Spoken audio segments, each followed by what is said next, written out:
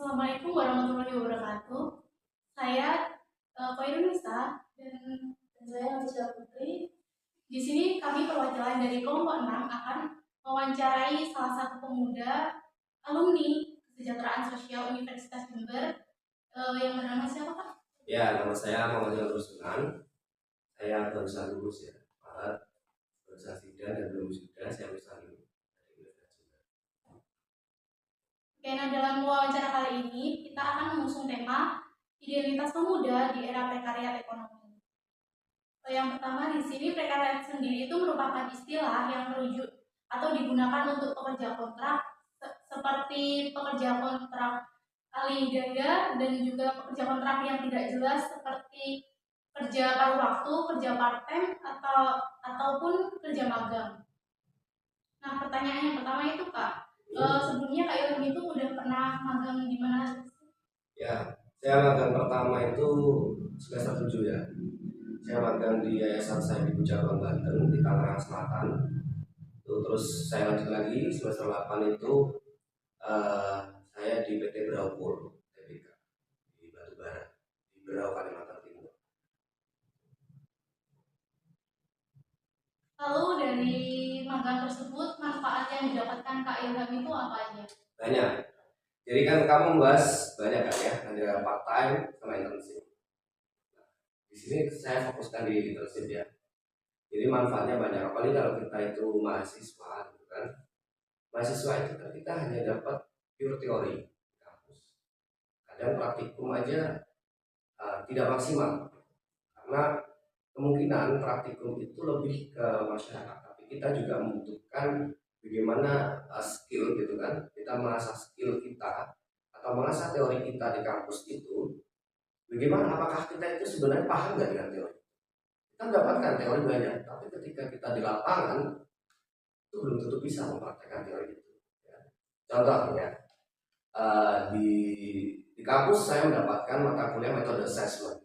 Metode assessment itu bagaimana saya menggali data terhadap klien kita sebagai seorang pekerja sosial. Ketika saya pertama magang di di Yayasan Sakti Bujaban Banten itu, saya pertama kali assessment itu saya kaget. Saya bertemu dengan klien, dengan orang tua yang memiliki anak penyandang disabilitas dengan berbagai masalahnya, gitu kan. Saya tanya, itu kalau pertanyaan itu menyinggung, ya kan, kita harus mengetahui kan draft pertanyaannya seperti apa. Salah satu contohnya. Kedua, saya magang di Berapol gitu kan, di bidang CSA social analysis gitu kan. Nah, saya mendapatkan teori social mapping di kampus.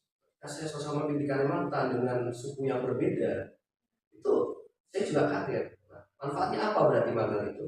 Mengasah skill kalian, mendapatkan skill yang ada, mendapatkan pengalaman dari dunia pekerjaan. Itu kira-kira Kak Ilham bisa langsung menyesuaikan. Ya, pertama pasti adaptif dulu ya, karena kan ya notabene saya dari Jawa, terus ke ke Tangerang gitu ya, notabene kan Jabodetabek seperti kota besar gitu kan, terus saya ke Kalimantan juga beda lagi gitu kan. Nah, pasti itu proses adaptasi itu ada. Nah, itu bagaimana skill kita juga. Hanya kan ada yang namanya istilah itu book smart sama street smart, kan? Book smart kamu pintar gitu, kamu pintar dari baca bukunya oke lah, teori kamu oke lah. Ketika kamu di lapangan, ketika kamu di lingkungan itu kan nggak bisa gitu. Nah, itu dilatih juga bagaimana adaptasi di lapangan itu. Pasti adaptasi dulu. Apa ada kendala mungkin nggak selama magang di Bandung atau di Contoh salah satu adaptasi itu juga bukan kendala. Kalau kita tidak bisa adaptasi di awal, kita tidak bisa melakukan project. Jadi setiap magang itu ada satu project yang harus dilakukan sebagai pelaporan penugasan di Kementerian Pendidikan, Kemendikbud gitu kan. Nah, pasti ketika menganalisis apa sih sebenarnya problemnya gitu kan, terus potensinya apa, yang digunakan sebagai project ini pas nggak sebenarnya? Pasti banyak masalah. Bagaimana alur komunikasi dengan mentor gitu kan, alur komunikasi dengan teman-teman yang lain. Karena kan banyak kampus gitu kan, kita juga beradaptasi, kita menyesuaikan skill mereka gitu. Pastilah kita iri atau kita merasa insecure gitu kan, dia TB ini keren gitu kan, anak BM keren gitu kan, kita dari Jember gitu. Juga harus bisa lah gitu ya.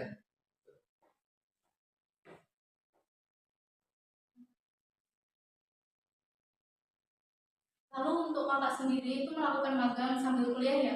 Terus gimana sih cara mengatur waktunya itu? Ya, mengatur waktu itu pasti ada prioritas. Jadi memang saya dulu sudah mengatur ya, sudah merencanakan gitu kan. Terus saya kuliah dulu, oh, oke lah, saya semester akhir itu harus magang. Jadi kita harus berpikir, oke semester 1 saya kuliah beneran gitu, 1, 2, 3, jangan sambil berorganisasi gitu. Karena kan kalau magang itu CV kalian yang digunakan ke experience-nya kan organisasi. Karena kan kalian belum mendapatkan experience kerja. Makanya ketika kalian lulus fresh graduate gitu, kalian sudah memiliki pengalaman. Dan itu saya buktikan sendiri gitu. Setelah saya lulus kemarin, saya coba di CV saya ini sangat dilihat ya gitu kan. Saya coba ini program, ya ternyata betul saya dapat hampir 5 HR itu menghubungi saya. 5 HR menghubungi saya dari perusahaan, salah satunya ya, perusahaan yang nasional gitu kan.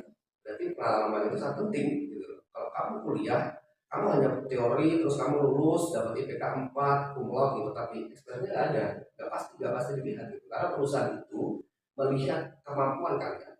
Oke kalian pintar, tapi kalian nggak punya kemampuan yang dibutuhkan pekerjaan itu gitu loh. Bukan kemampuan pure teori yang daki-daki kalau di kampus gitu ya, tapi kalau di dunia kerja nggak dibutuhkan itu. Kamu bisa kerja ini nggak? Kamu bisa capai goals ini nggak? Terus itu dilihatnya dari mana experience itu? Magang. Jadi kamu bagaimana sih sebenarnya cara memanajemen waktunya ya harus tahu prioritas. Makanya kenapa saya magang itu semester 7. Jadi kuliah sudah ada, tinggal skripsian. Dan alhamdulillah magang bisa juga ambil data skripsi. Gitu. Tapi dari Kak Ilham sendiri itu pernah mengalami kayak struggle atau stres gitu nggak? Oh pasti, semua orang pasti lah merasakan itu ya. Karena kan kita punya impian, tapi kita juga punya problem. Masalah kan datang banyak dari teman, tamu dari pasangan, dari apalah. Pasti itu ada problem. Nah, mungkin dari dunia kerja itu problem ada. Nah, bagaimana kita bisa memanajemen problem itu? Kita bisa mencari coping stresnya. Coping stresnya apa yang kita harus cari? Bagaimana hobi aku itu apa? Kesenangan itu apa? Itu bagaimana saya mengatasi problem-problem stres saya. Kalau boleh tahu, kemarin kan kakak baru lulusan lulus ya. Hmm. Untuk selanjutnya pekerjaan yang kakak itu lakukan kira-kira Ya pasti planning ya, planning Iya, Pak. fresh graduate gitu kan. Ya planning pasti ada yang bisa karena kita kan masih muda. Kalau bisa itu kita juga terus sekolah aja. Gitu ya.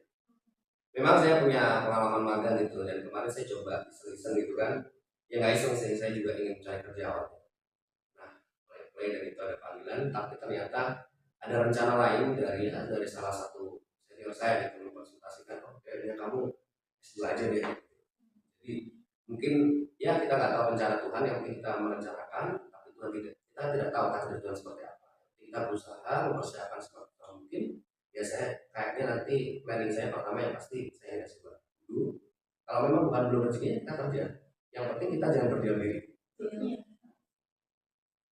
Ya, Kak, mau tanya nih, faktor-faktor yang membuat muda itu kemudian terjebak dalam kondisi prekariat itu apa sih Kak?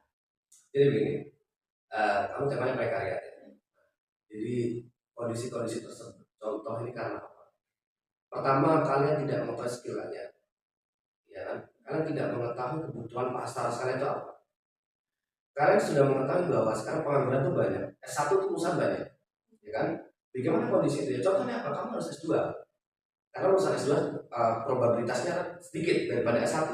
Berarti value kamu semakin naik, ya kan? Pertama itu. Nah, terus kamu mengetahui kebutuhan pasar. Kebutuhan apa sih sebenarnya? Kita harus melihat teknologi, ya kan?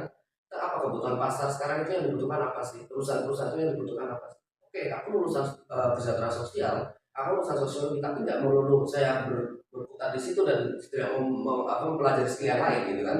Makanya harus pelajari skill-skill itu dan biar kalian itu juga, oh ini kan aku tuh ada nilai jualnya. Perusahaan melihat hal itu. Dan sekarang juga dibutuhkan, udah usaha muda gitu loh. Kalian juga harus bisa memiliki jiwa berwirausaha. Karena apa ya? Karena kita melihat sekarang lulusan S1 banyak, tapi lowongan pekerjaan semakin sedikit. Jadi kita harus sadar hal itu. Makanya value kalian harus naik, secara teori kuat, secara skill kuat. Jadi menurut saya itu berarti penting ya pendidikan untuk mengurangi risiko adanya prekariat ini. Jelas sangat penting gitu karena apa ya, sistem kita itu kan klasifikasinya minimal S1, ya kan? Paling kalau kalian S2 gitu kan. Itu jadi kita harus melihat hal itu, sistem yang membentuk hal itu, gitu ya. Bukan karena kita itu yang lulusan S1 ini pasti ini, enggak. Yang penting itu adalah pengalaman kalian, skill kalian. Mungkin lulusan SMA tapi skillnya melebihi lulusan S1 ya.